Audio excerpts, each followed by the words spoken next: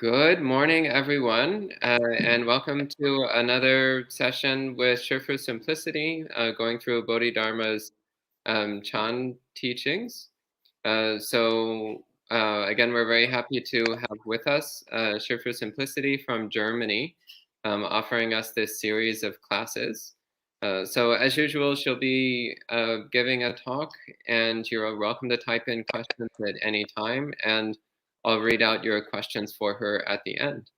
So I'll go ahead and pass things over to Shifu for today's talk. Thank you, Bante, for this introduction.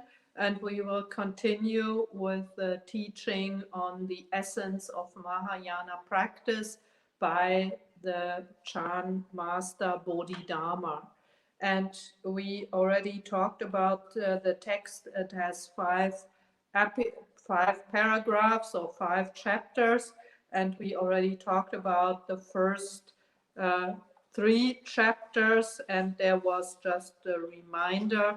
There was the entering, the first sentence was, to enter the great way there are many paths, but mainly essentially 2 means, the principle and the practice. So the principle was the first chapter, where someone who just gets lightly introduced in touch with the true Dhamma, with the deep Dhamma of true reality, and can right away understand it and realize it by themselves through some teachings in words or in written form. And that person has sharp roots of wisdom and can understand and dwell on that true mind right away. That is the first paragraph, the first method. And once the idea is, once you realize your true nature, you still, that's not the end of the practice, but you find the entrance to the way, and the way is here the Mahayana mind, the mind of the absolute reality. So the entrance by principle is you understand this mind right away, and then you cultivate it and deepen that experience all the way through to the full accomplishment of Buddhahood. That's the first entering by principle. And if you are not successful in that, then you can still enter by other means, and that is, we call the entering by practice. And there are summarized here 4 ways of practice. And the first was accepting adversity. The second was adapting to conditions. The third was seeking nothing. And the fourth was acting in accordance with the Dhamma. So the first was how we practice when we experience suffering, basically that we learn that the mind is beyond suffering and joy, and also the understanding that everything is causality, and we know that when we experience bad situations, so-called bad luck, in our life, things don't go the way that we anticipated them, and that we understand that this is our own karma that we created at some time in the past. We accept it, we take the responsibility for that as the karmic consequence, and we don't worry about it. And when your mind this way, your mind becomes peaceful, you accept it, you don't fight it, you don't go into duality, and that is the mind. Again, you can enter through adversity, you can understand the principle. The second is a little bit similar, but it's adapting to conditions. So that is the situation when we have faced positive situations in our lives. And also here we understand that these are the karmic results of our previous efforts and also of many favorable conditions. And we created great merits in many lifetimes for this situation to happen the way it is. But to understand that this situation is fleeting, it will not last forever, and when the merits are used up, then something else will follow. So we don't get overly excited about it. We don't attach to our success or our pleasure, and we don't give rise to pride. And we don't let our mind be totally moved by this kind of pleasure or success. That was the second practice. And today we come to the third practice, that is to seek nothing. I read the text. Third, to seek nothing. Ordinary people in their perpetual ignorance crave and form attachments to everything, everywhere. This is called seeking. The wise are awakened to the truth and choose reason over convention. Even though their forms follow the law of causalities, their minds are at peace and empty of effort. Since all existence is empty, there is nothing to be desired. Blessing and darkness always follow each other. This long sojourn in the triple realm is like living in a burning house. To have a body is to suffer. How can one attain peace? Those who understand this renounce all mundane existence, cease desires, and stop thinking. The sutra says, to seek is to suffer, to seek nothing is bliss. It follows that to seek nothing is to truly follow the way. This is the practice of seeking nothing. That is the third practice. Ordinary people in their perpetual ignorance crave and form attachments to everything, everywhere. So people in the world, like there's a lot of craving that is part of our root afflictions. We have craving, anger, and ignorance, and we don't see clearly. So in Chinese, the sentence is, worldly people are always deluded. That is the literal translation. They are long-term deluded. And why are they deluded? Because we, as worldly, unenlightened people, we think this body is me. We think that the things in the world are real, and therefore we continuously attached to things, to situations, to thoughts, and we crave all kind of pleasant experiences. So worldly people crave for material, for fame and reputation, for sex, for food, and for sleep. And there's those are worldly things. And everyone in the world, especially when people don't learn Buddhism, they think, oh, those are the pleasures of the world that I should be seeking after, and when I get them, that is happiness. And that is a general understanding. And so once we start our practice, we try to learn to look through those things and see their true nature, to see that actually this physical body is not my true self, that this physical body is empty, and there is no inherent self in this person that I think is me. This person is just made up of the 5 skandhas. The form skandha as the material part, and the other 4 skandhas as the mental and the emotional part. So but before we understand this, and we are not enlightened to this level, we still think that this person is real. And once we think the person is real, there's the ego, and the ego has craving for pleasant experiences.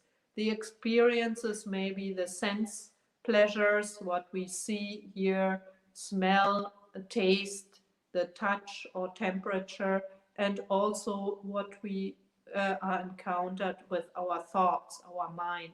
So we try to entertain pleasant thoughts, nice memories, and so on.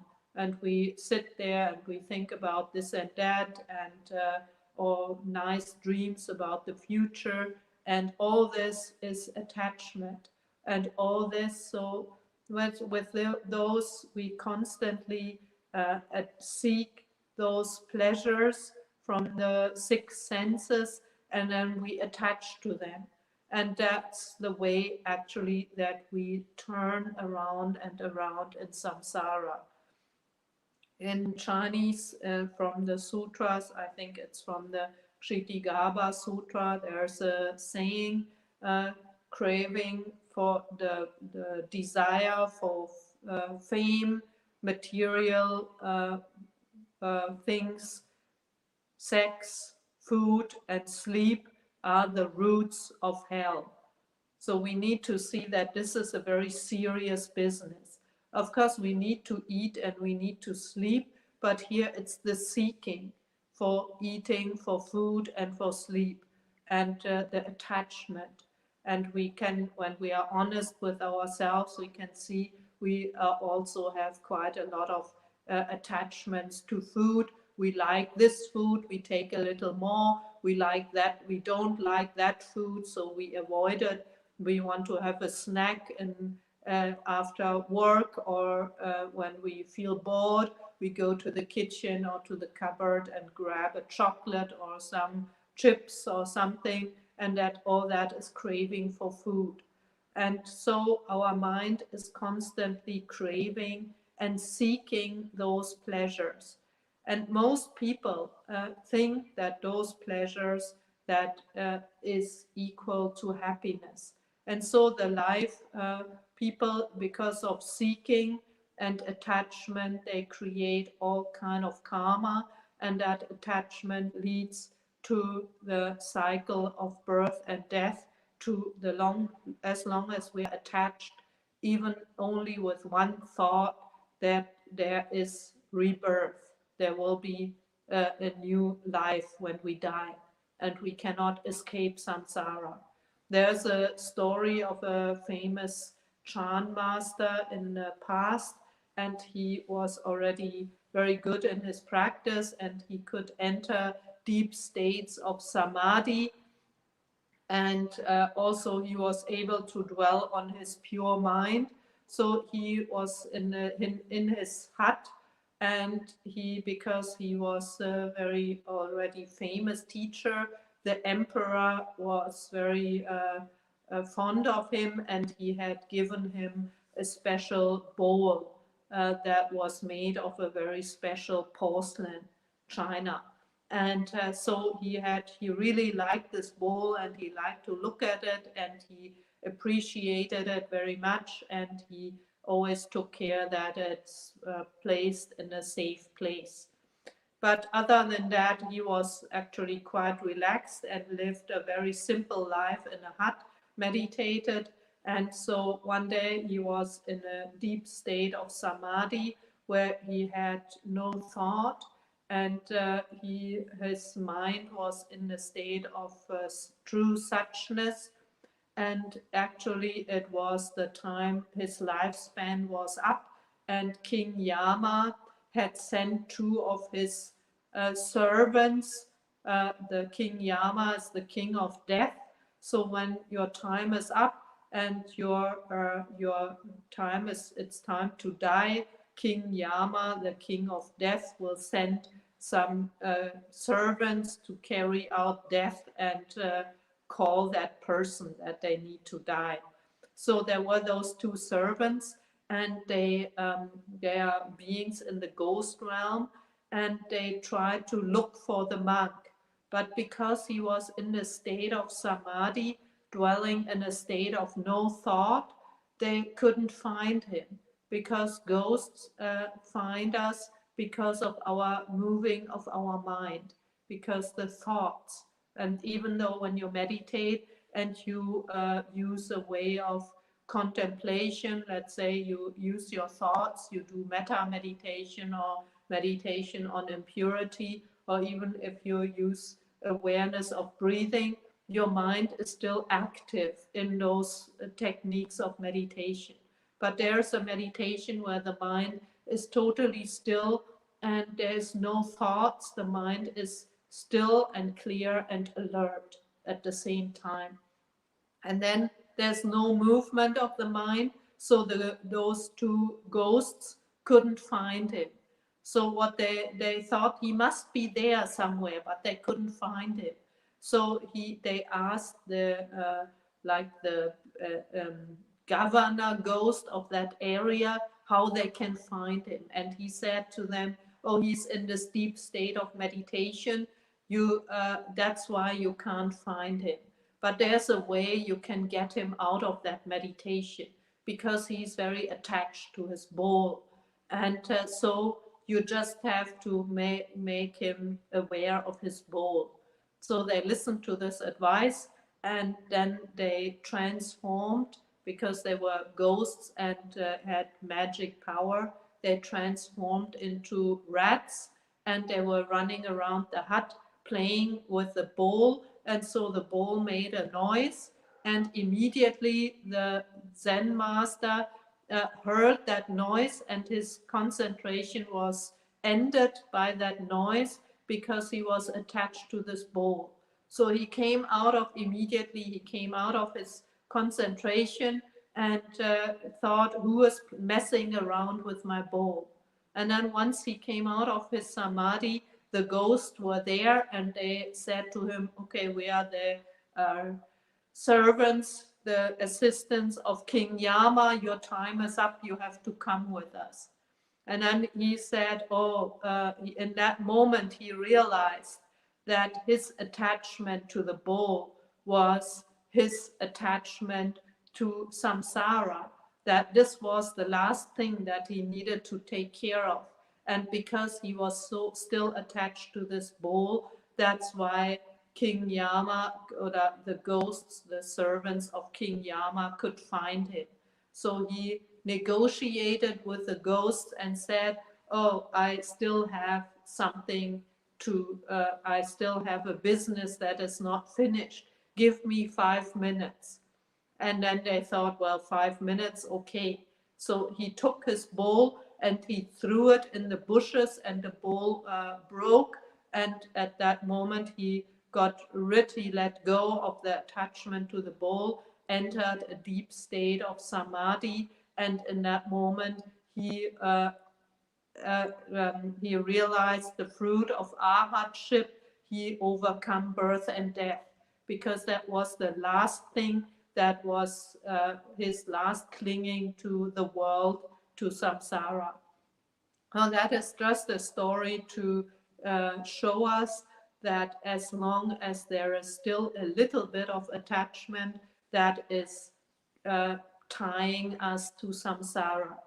But when this monk was very clever, and he saw his problem, and he was determined to end the cycle of birth and death. That was his whole mission. So he realized that that is more important than his bowl. So he was ready to break it himself. That is one story to show that sentient beings like us, we are always attached to things, many things in our lives that we think are important, that matter. And of course, there's things that we want to gain. We seek for something. And most people, they seek for pleasure, they seek for fame, for materials, for sex, and of course, food and sleep. And that's why they are still caught up in samsara.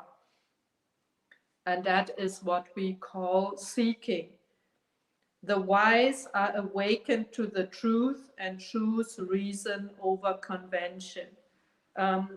The wise, so there's here like the master, the Zen master in the story, he realized his attachment, and he saw that the truth is more important, and that's why he was ready to let go of his seeking, of his attachment.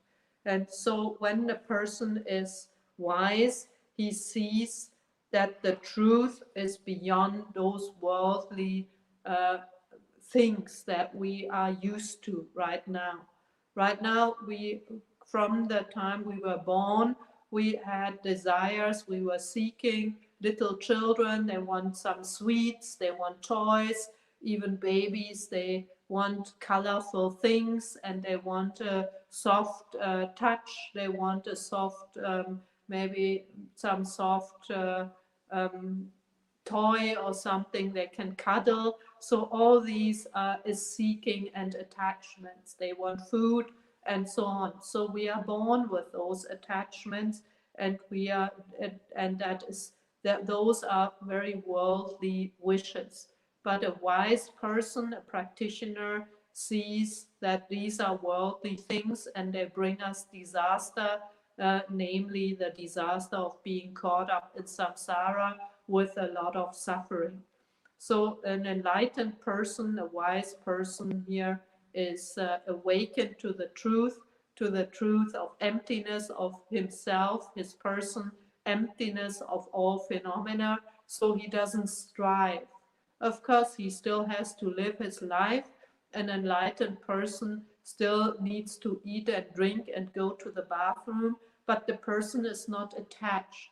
To the person, it doesn't matter what food is offered, what food is available, what kind of clothes. He doesn't look at, oh, I need this brand or this material or and so on. But it's everything is okay, because those are only worldly things, and those things are empty. Also, an enlightened person is not concerned about many things in the world. It's not concerned about politics, for example, because he knows this world is empty. A lot of topics, there's so many controversial topics. People get into arguments and fights and discussions, but from the point of view of the absolute truth, those is just causes and conditions, and that is the relative truth. And the relative truth, as the name says, or the conventional truth, is relative. So certain things that, for example, were we concerned ethically correct, we defined as ethically correct, or they were okay in society, let's say 2000 years ago. Now we have a different society, so maybe the opposite thing would be considered as good or as correct. And once we see through that, we see that those conventions are changing, and there is no only one thing in the world that is good or bad. So we are clear about that, that it's all relative. It's all embedded in the general situation, and it's not worth to get into arguments about those things from the point of the ultimate truth. Everything is causes and conditions. Everything individually is individual karma. So we know we can learn to act accordingly, so we can create wholesome karma, and we don't complain when things don't go the way we want. So it's pointless to spend a lot of time arguing about a lot of points. Of course, we can act, we can be compassionate, we can act out of compassion, but still at the same time, we are not attached. So we help others, we are not attached to the result. We can engage, but we are not attached to the result, and we don't get angry when things don't go according to what we think what is good, because we see good and bad is also empty. So that's the wise person is enlightened to this truth of emptiness and the truth of the absolute reality, the absolute mind.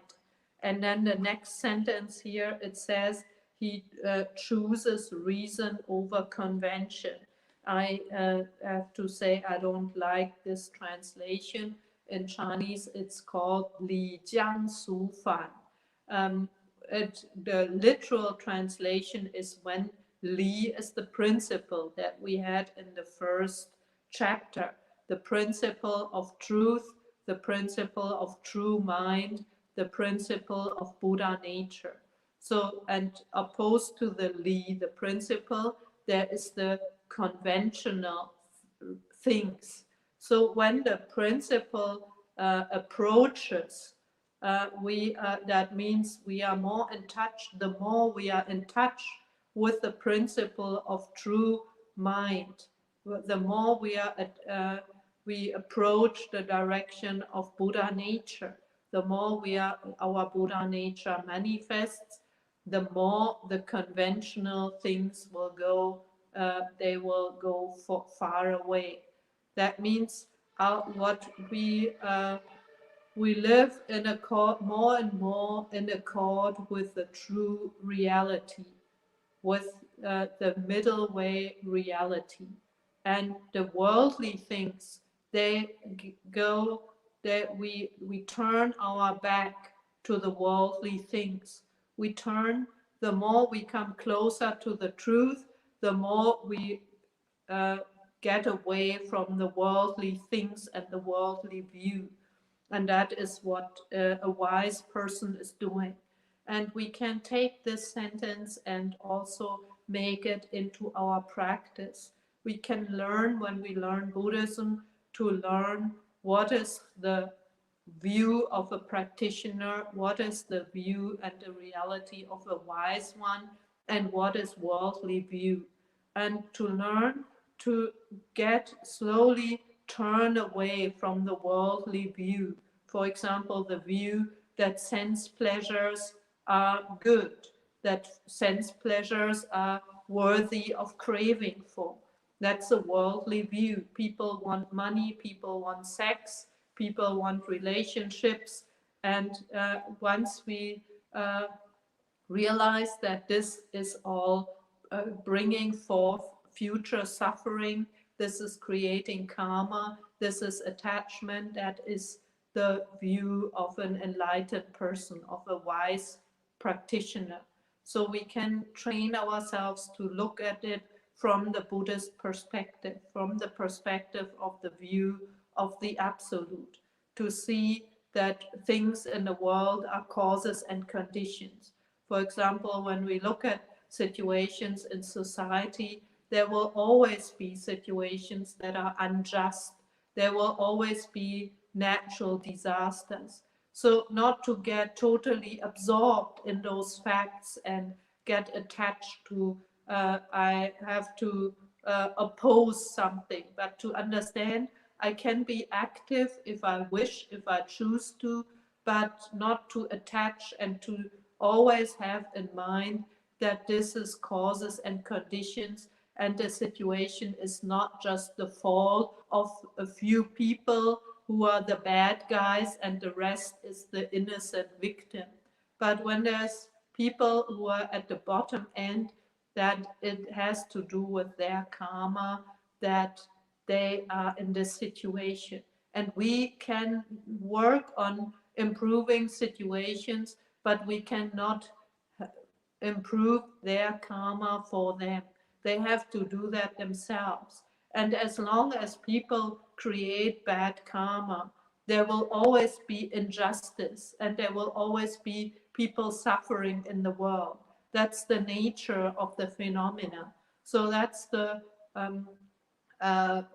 view of seeing that everything is causes and conditions, and also the view that also everything in the world is, in the end, is just an illusion. So we don't need to hold on to that, also not in a wholesome way. We need to let go. And so that's the way an enlightened person would look at things. The next is their minds are at peace and empty of effort. So the mind of a wise person is calm, no matter what is happening. May it be a good thing happening, the person doesn't get excited. May it be some disaster happening, no matter what kind. the mind of the person is always calm. The mind is calm and clear, and at the same time empty of effort. And here it's the Chinese word wu wei that we already talked about. Wu wei means not non-action, but it also means non-conditioned.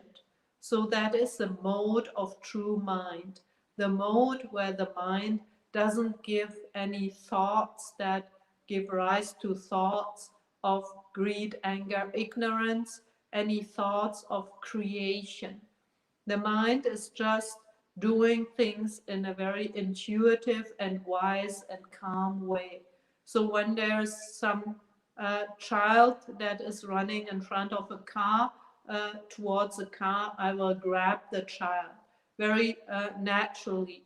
And then I put the child back, and I don't attach to what just happened.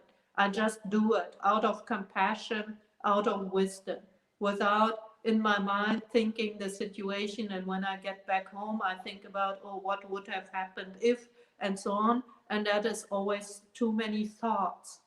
So the mind that is in the state of empty of effort or wu wei doesn't mean the mind we are only sitting in a hut and doing nothing, or sitting on a cushion, but we can act in the world, but the mind is always calm, and the mind is not attracted by the six senses. The mind is acting out of compassion, out of metta, out of respect, out of clarity and concentration. So that is the mode of true mind. The mind is calm and clear, and the mind is knowing. The mind knows exactly what is the right thing to do and has wisdom. And but the mind is not giving rise to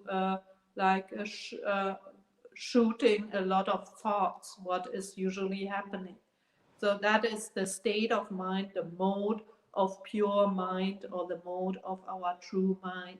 That is what we call wu wei, non-empty of effort. And so that usually we use our thinking mind.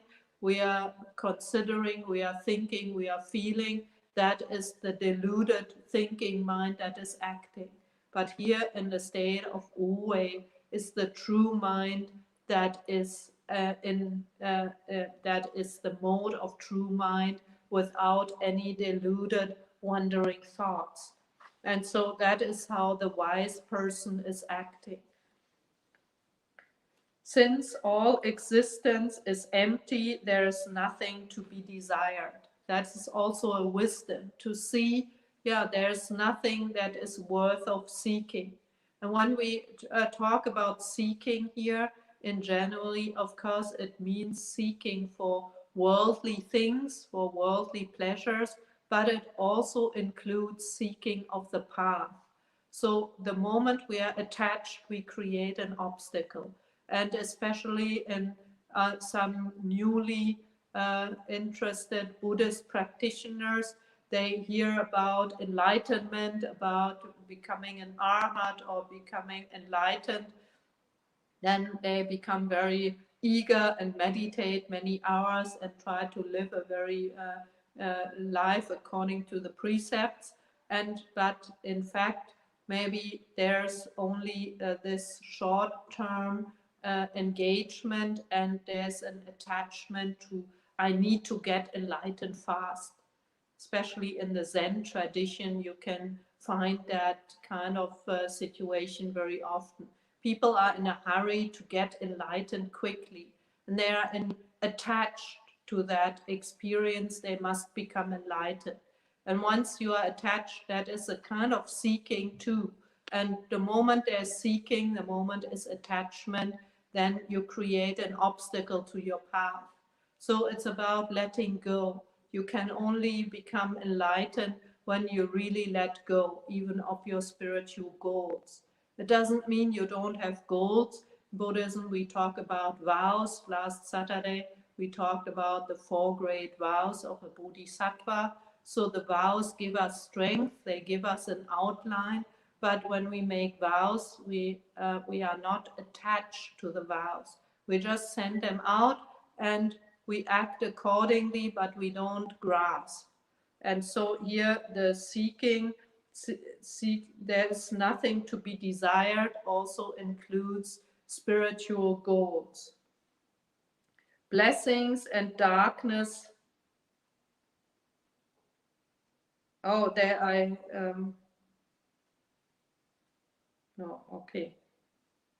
Blessings and darkness always follow each other. That is, we live in a relative world. So when there's happiness, when there's good things happening in our lives, there's pleasures, that is blessings.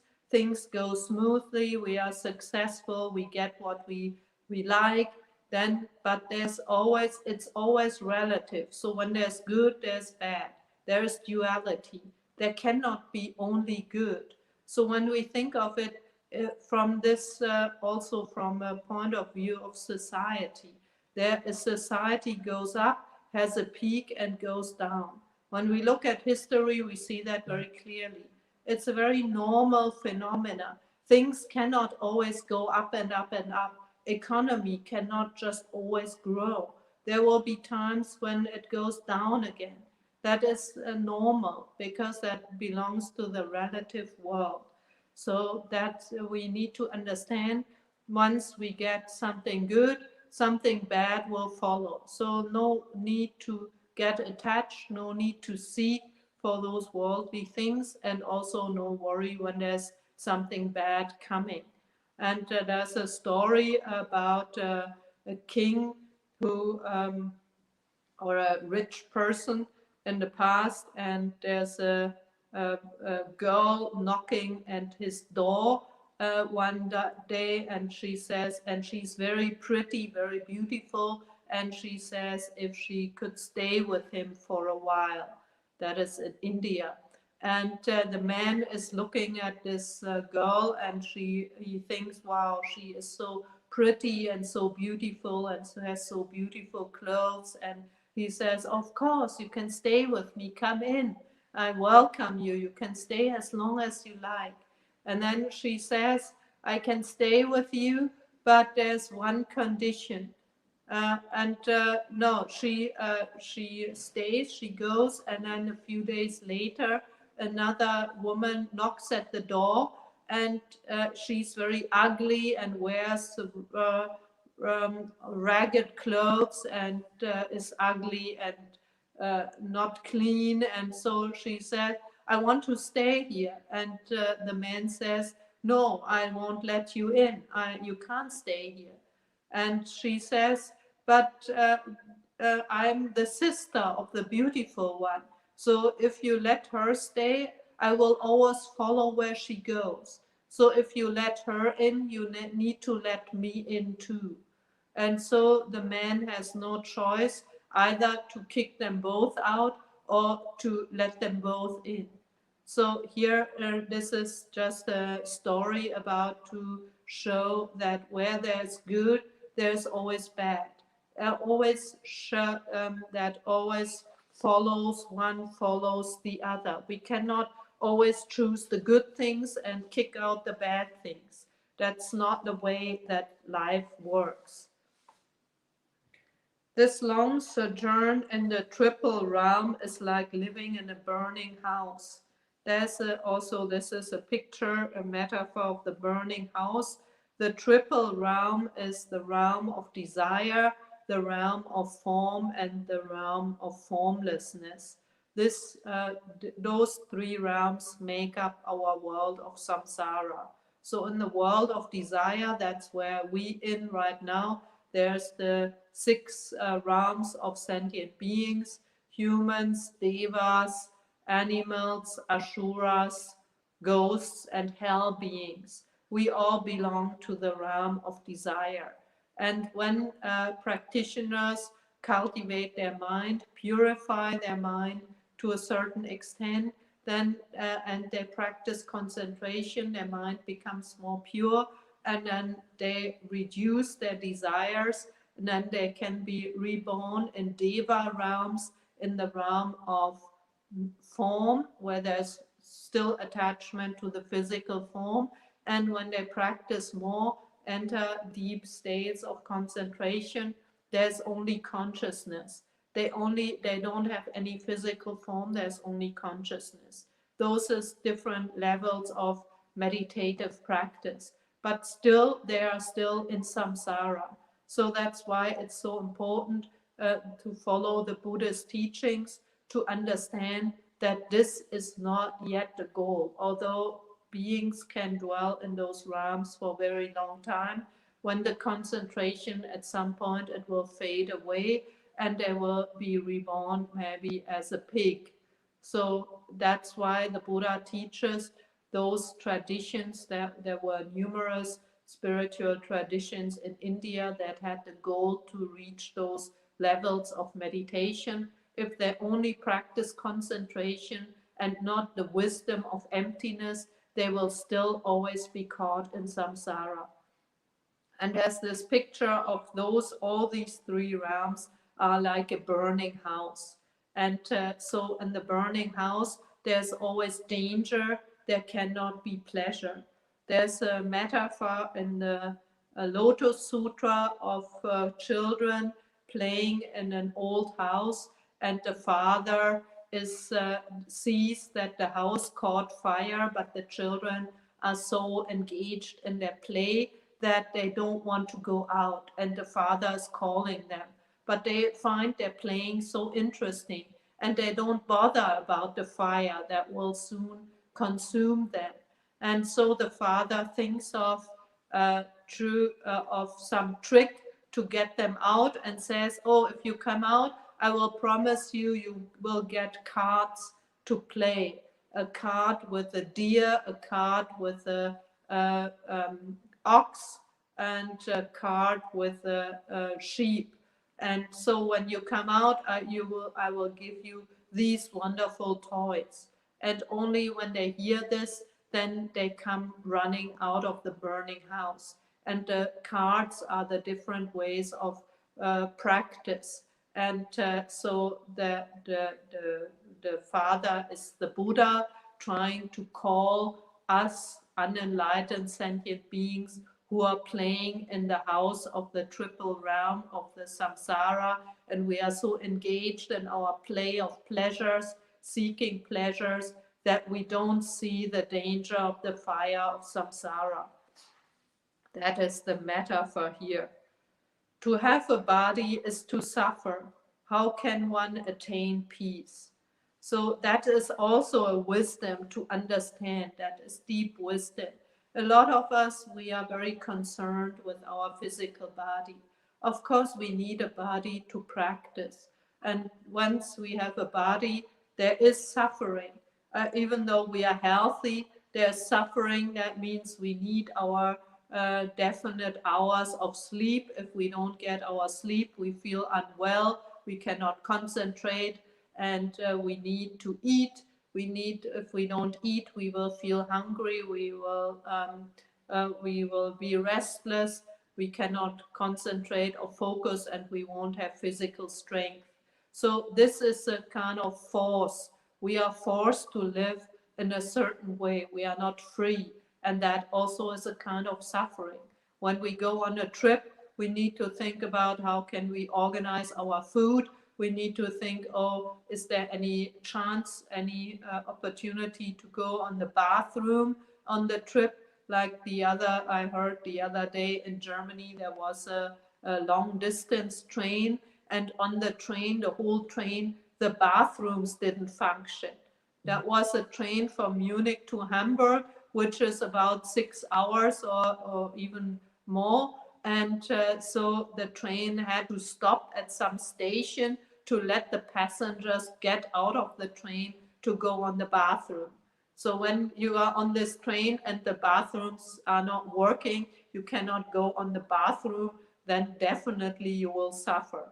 So that is why having a body, even though our body is not sick yet, we still are forced to into a certain behavior, into certain habits. we need to take showers, and we need to eat, we need to sleep, we need to go to the bathroom. And when it's cold, we need to wear clothes. At night, we need to cover, we need a blanket when it's not in the tropical regions. And so there's a lot of obligations we need to fulfill. So we can see just having a body, there's a lot of suffering already involved. And that is normal. That is our karmic result. As long as we are caught up in samsara and we create a certain karma by our actions of body, speech, and mind, we get a rebirth or a birth as a human. So that is our fixed karma. We cannot turn that around in this lifetime. I cannot make myself in this lifetime to become an animal or a deva. This lifetime, I'm a human. I can only work on a better lifetime for my next life. So as long as there is a body, there is suffering, and that also means we need, of course, we need our body to practice, we need our body to be healthy, but we don't need to be overly attentive to our body. We don't need to worry about, oh, I start to look old, I get wrinkles, and my skin is getting lax, and my hair is getting gray. And so why bother about I need to dye my hair or I need to go to plastic surgery and all those things. And or we don't need to, of course we need to be healthy, but we don't need to be too afraid about, oh, there are certain germs and I need to take a lot of supplements. And there's so many people who live in the world who never saw, even heard the word supplement, and they are still living their lives. So we don't need to only think about how we can spend a lot of time and money to invest into our physical body. As I said, this is always, we need to find a balance. We need to take care of our body so we can practice the Dharma, but we don't need to specially over invest in our body to look nice and healthy and tanned and have muscles and so on. So that's the understanding. To have a body is to suffer. How can one attain peace? So only taking care of this body will not give us true peace, no matter how much we spend on fitness programs and supplements and health food and so on, and enough sleep and good mattresses and all these things. They cannot spare the suffering of sickness and death and old age. We cannot escape. That's part of our karmic process. So to be realistic, we also need to let go of the seeking in this way. Those who understand this renounce all mundane existence, cease desires, and stop seeking. So once we understand this, we turn towards the principle of truth, and we distance ourselves from the worldly convention. So it's the same. We keep our mind calm, we stop our thoughts, we stop our seeking, and then we can be in peace. And this is the way how we practice and how we can be in touch with the principle of our true mind. Our true mind, our Buddha nature is always there. It has been there. It's not bound to our physical existence and not bound to our ego. It's the nature of awareness, beyond duality of self and others, beyond duality of body or not body. So once we return to this true nature, to our true mind, our Buddha nature, there's no need to worry.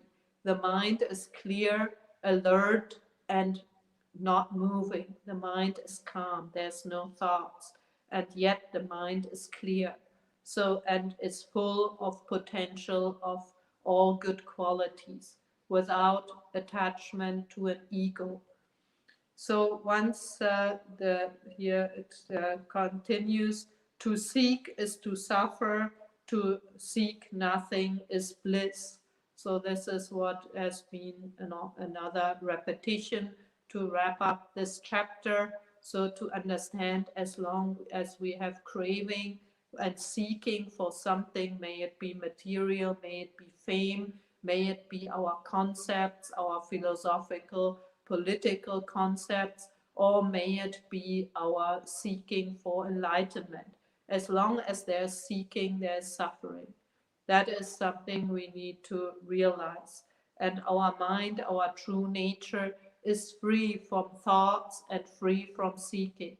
And that is the place of ultimate peace. It follows that to seek nothing is to truly follow the way. This is the practice of seeking nothing. So an enlightened person, a wise person, lets go of everything and stops all kind of seeking. That is, and dwells in their own true nature. That is the practice of the third chapter. So now there's still time for questions.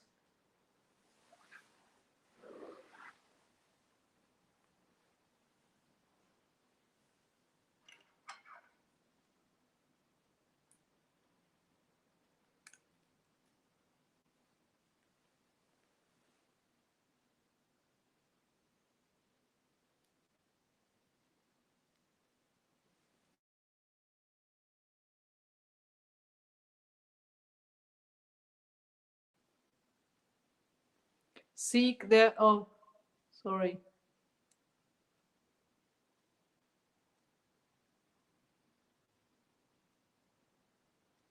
Yeah, there's wholesome desires.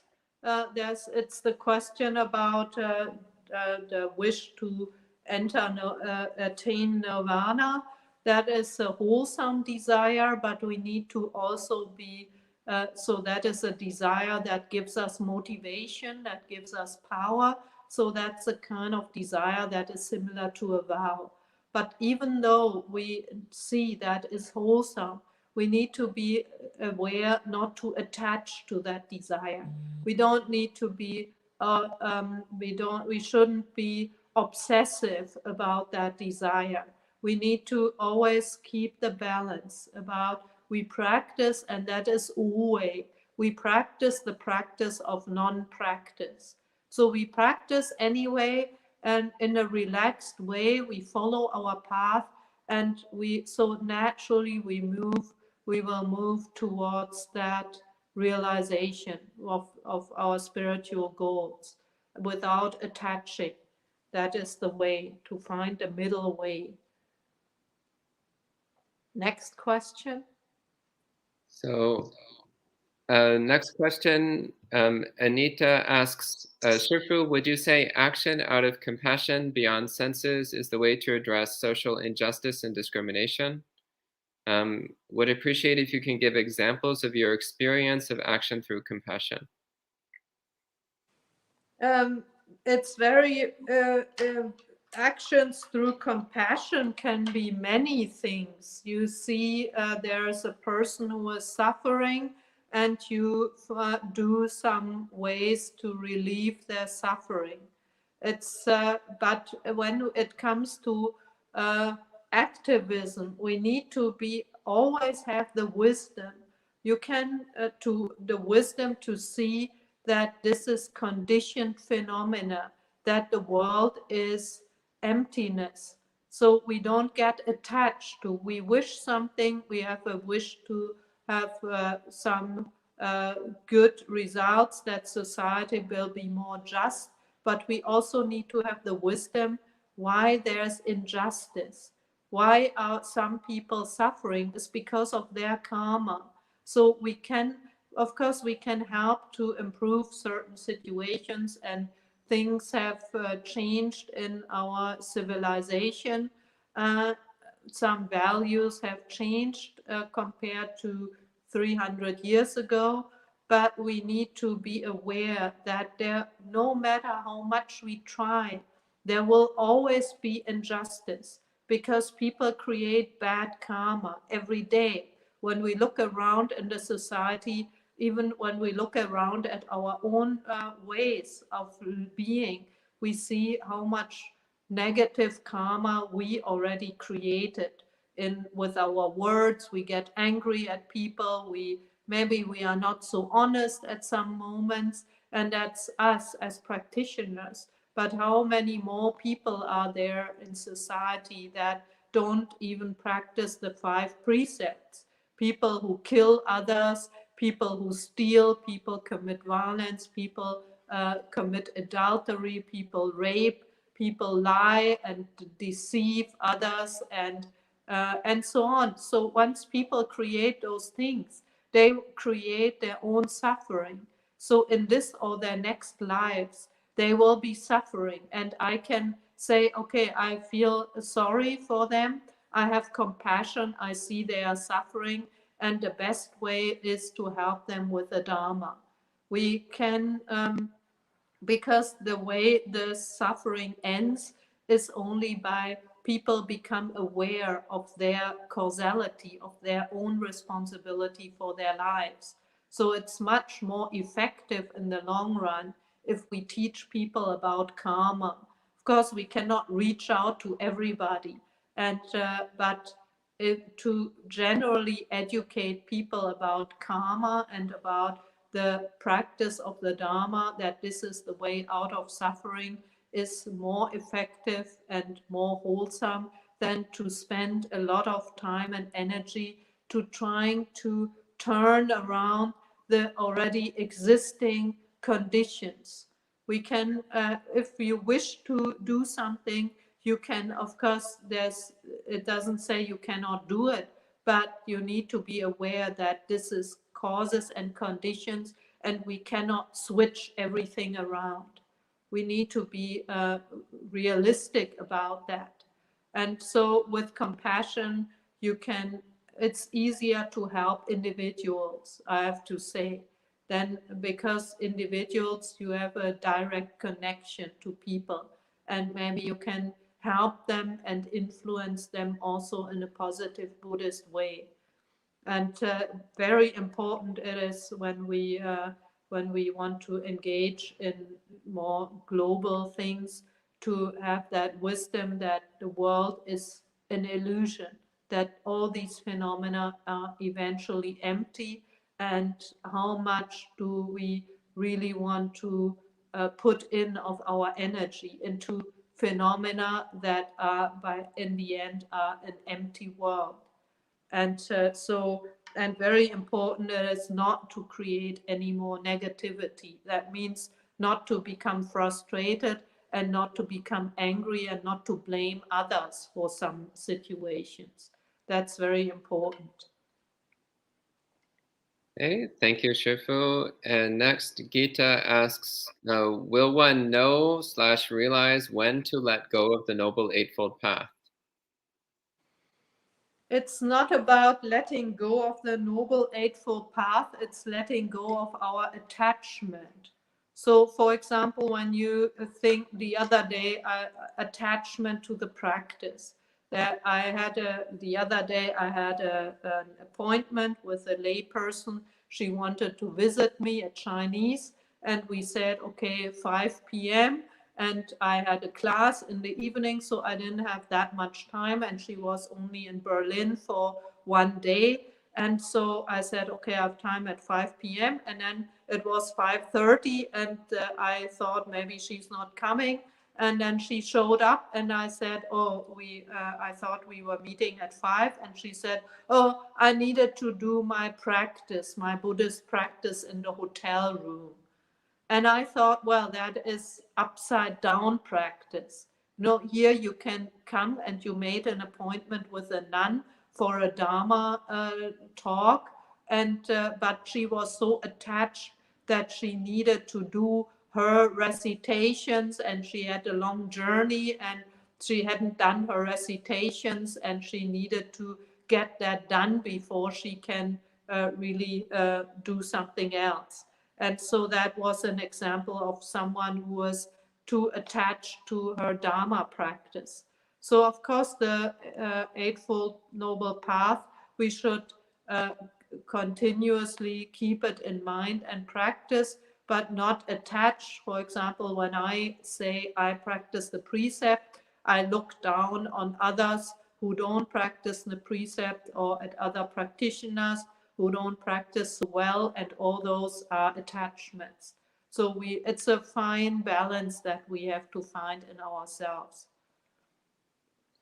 Okay, thank you. And next, Michael asks, can we say that the beautiful and the ugly are the same in the enlightened mind, and so we strive to perceive them in the same way with equanimity? Yes, you can do so. Well, we know that they are all eventually belonging to the conditioned existence. And so we don't need to worry about that. Our mind is in a state of equanimity towards happiness and unhappiness. Yeah, that would be a practice. And Dan asks, what about attachment to the path and desire for Dhamma and thinking constantly of Dhamma? Could this be less helpful than not? Yeah, that's similar to what I just said. We need to find a balance between attaching to the Dhamma and practicing. Of course, it's good to have the Dhamma continuously in the back of our mind, whatever we are doing. Keep our mindfulness, keep our precepts, keep the view of emptiness of all phenomena, and so on. But not to attach. That means not to get angry, or not to to be able to see, okay, now maybe usually I meditate at this time of the day, but maybe some friend needs some help. So then it's in that moment, it may be more important and a more deeper Dhamma practice to go and help the friend than to follow our schedule. So we need to have flexibility. Then Gita and Michael both ask similar questions about letting go of the path. So I think those have already been answered pretty thoroughly. So then Dan says, is this seek nothing is bliss like jhana? Of course, if you meditate and you come to the jhana states, that is also bliss. But here it goes beyond that. It goes beyond the bliss of meditation. It goes towards the bliss of true mind, of pure mind, and that is not only in the state of concentration.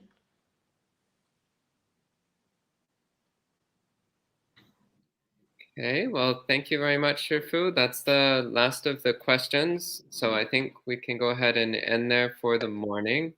Thank you for sharing more of these Dhamma teachings. And we'll have one more class in this series next week.